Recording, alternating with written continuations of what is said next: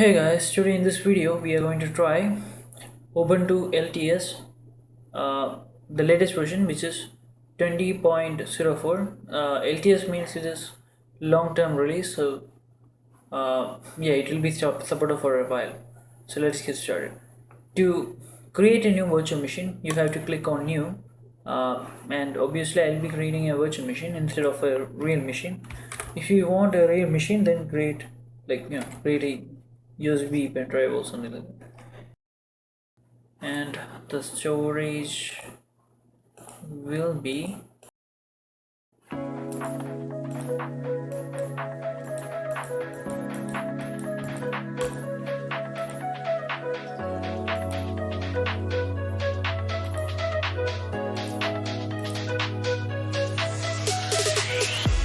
no warning. In a flash of light, don't need no warning. This feeling's right, vibrations show through my bones, sensations flow through your glow. So incredible, the way I feel with you, so phenomenal. And you always push me through, unforgettable.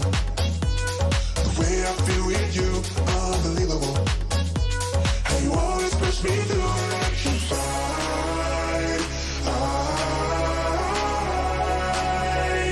electrified with you, electrified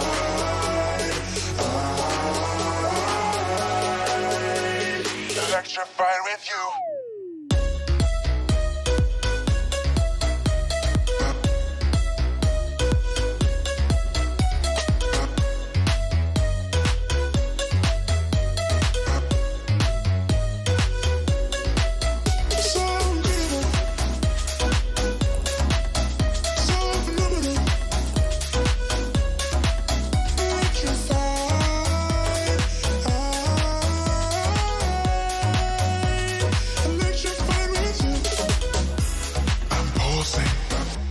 In a flash of light, my heart's convulsing. This feeling's right, vibrations show through my bones, sensations flow through your glow. So incredible, the way I feel with you, so phenomenal. And you always push me through, unforgettable. The way I feel with you, unbelievable. And you always push me through, electrified.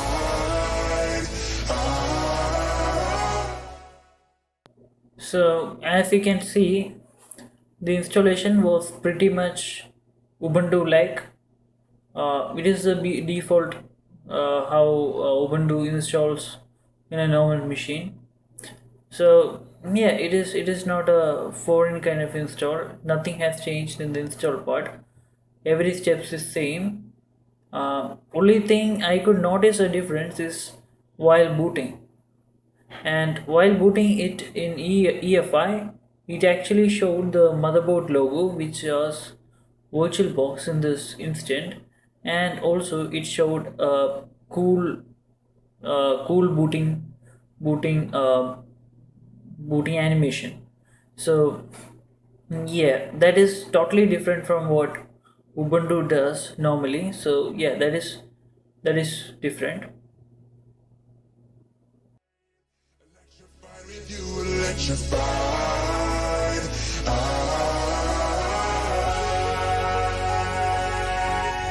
Electrified.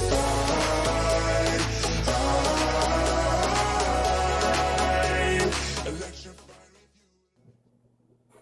Okay, as I can see, I have opted out from updating Ubuntu, but it is still going to do that.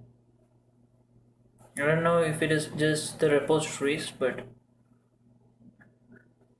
as this suggests, it is still updating Ubuntu even if I opted out from that option. Maybe it doesn't, update the whole system, rather some core or important security updates maybe, but yeah, it is still noted that it did connect to internet and it did update the system.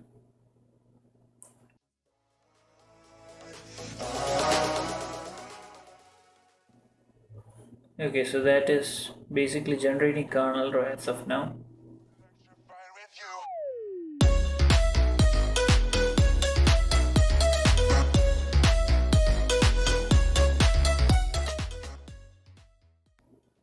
So yeah, it is installing the bootloader.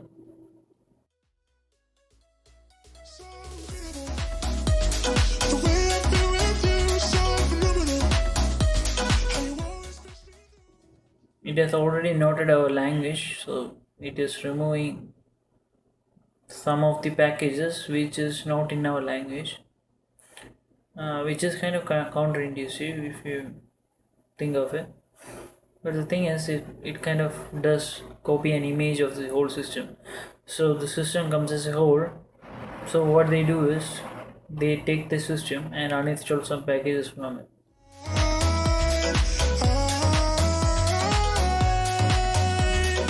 extra fine with you. Okay, I think that is kind of the end.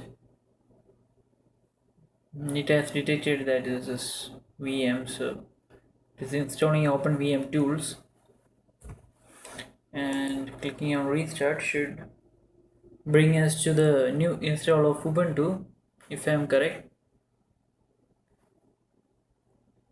So yeah, you can remove the disk from the medium and click on enter, which VirtualBox kind of takes hand over it.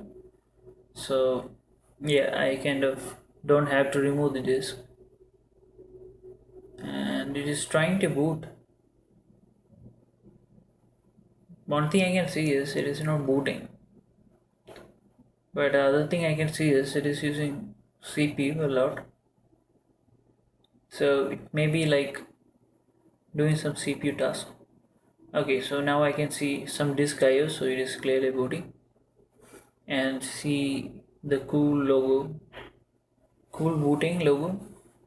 I don't know where the Palmuth thing went. Like, is it even that? Like, I have to really investigate.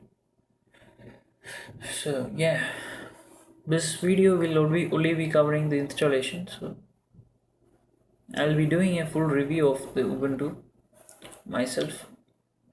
I'm not fan of Ubuntu. I normally use Arch Linux and also sometimes Fedora, CentOS, and those kind of OS, but not Ubuntu really. It's password. It's very secure. It looks like Windows though. Like that login looked really like Windows. Okay, yeah, this is like the online account thing, and yeah, live patch. Nope, I don't want live patch. The live patch is really good option. I can actually see that.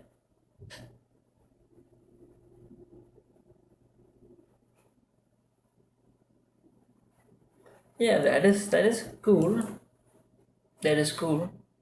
You need a special kind of kernel for live patching, like the kernel which can be live patched, which kind of has a intermediate kernel kind of thing. I don't really know about this kind of things. So, location services. I don't have any location service thing. So yeah, right. Okay. So these are all the softwares I can download. Great. So now does the window resize on its own? No, I guess. Okay. So I guess it is time for inserting guest editions. So let's see how easy it is to install VirtualBox guest editions, and that is easy enough. Like it all automatically installed. OMG! Normally, what I have to do is I have to go here and run this file. Maybe run this. I forgot which one it is, but yeah, I'll figure it out of some time, right? But yeah, this thing is good. That is automatically installed, but it is also kind of crazy that it just auto ran the program, right? Like it is not a good idea to auto run stuff at a security point. But yeah, it anyway asked me if I want to run it, so yeah, it didn't run it. But yeah, for the detection procedure there should be something. Yeah, I don't know if we can exploit it, but yeah, it is still a thing. This is basically Nautilus, I guess. um, okay, it is not saying it is Nautilus. Let's try doing Nautilus. So yeah, that will be Nautilus. So yeah, it is Nautilus for sure. Okay, great, perfect. So what changed? Can I see the settings? Like, yeah, this is normally not white. This is normally kind of like dark. I don't know if it is a GNOME thing, like GNOME changed that. But yeah, everything other than that looks kind of same. Okay, so I can go dark mode, and yeah, still this doesn't go dark. Right? Maybe after a relogin it will. But yeah, this is not a review, so yeah, I guess that is it. This is for the install of Ubuntu LTS 20.04. Hope you liked it. If you like this video, please give it a thumbs up. If you didn't like it, the other button also works. I'll be doing a detailed in-depth review of this OS. I have to just play around with this and see how it works, and maybe like how it's different from the other releases, what is new, and maybe read the change logs. So yeah, that is for this, guys. So stay tuned for more videos.